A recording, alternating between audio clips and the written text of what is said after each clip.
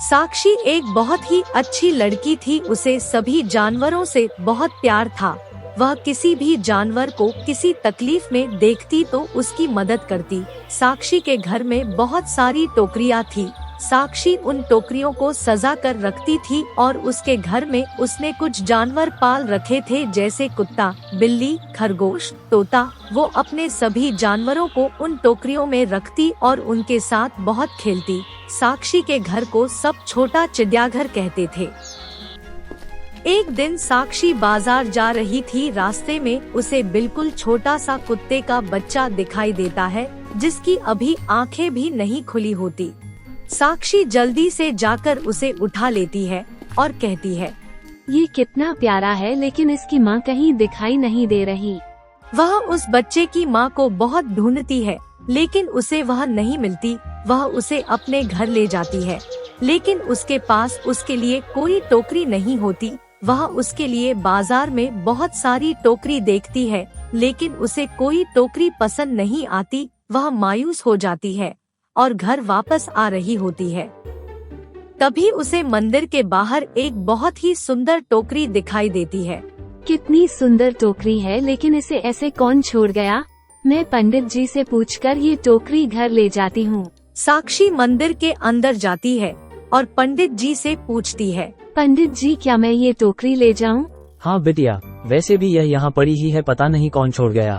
अब साक्षी वो टोकरी घर ले जाती है और उसमें छोटा सा बिस्तर लगाती है और उस बच्चे को उसमें रखती है। जैसे ही वह बच्चे उस टोकरी में जाता है, वह इंसानों की भाषा में बात करने लगता है और बाहर आते ही फिर से वैसा हो जाता है। साक्षी चौंक जाती है और सोचती है, ये कैसी टोकरी है? एक काम करती हूँ, किसी और जानवर को इसमें डालती हूँ। साक्षी अपनी बिल्ली को उस टोकरी में रखती है। जैसे ही बिल्ली उस टोकरी में जाती है, वह भी इंसानों की भाषा में बात करने लगती है।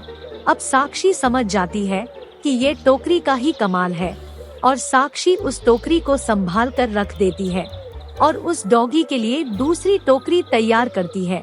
लेकिन जब भी साक्षी को किसी जानवर से बात करनी होती है, साक्षी उन्हें उस टोकरी में डाल देती है। साक्षी को बहुत अच्छा लगता है जब जानवर साक्षी को जब अपने मन की बात बताते हैं। एक दिन पड़ोसी साक्षी को अपनी बिल्ली और सभी जानवरों से बात करके देखता है। वह सोचता है, साक्षी के पास जो जानवर हैं, वह बोल सकते हैं, क्यों न मैं इन जानवरों को चुराकर चिड़ियाघर में बेच दूं। मुझे बहुत सारे पैसे मिलेंगे, क्योंकि बोलने वाले जानवर किसी ने देखे ही नहीं होंगे। अब पड़ोसी साक्षी के जानवरों को चुराने का प्लान बना लेता है और गलती से उस दिन साक्षी उस जादुई टोकरी को जानवरों के पास ही भूल जाती है। अब रात को पड़ोसी चुपके से जानवरों को चुराने के लिए आता है और जैसे ही वह जानवरों को चुराने के लिए सबसे पहले बिल्ली को हाथ लगता है, वह बिल्ली बन जाता है और उसको देखकर सारे जानवर आवाज करने लगते हैं। साक्षी भागकर वहां आती है। क्या हुआ? तुम सब इतना तेज क्यों चिल्ला रहे हो? इतने में उसकी नजर दूसरी बिल्ली पर पड़ती है और साक्षी सोचती है, ये कहाँ से आई।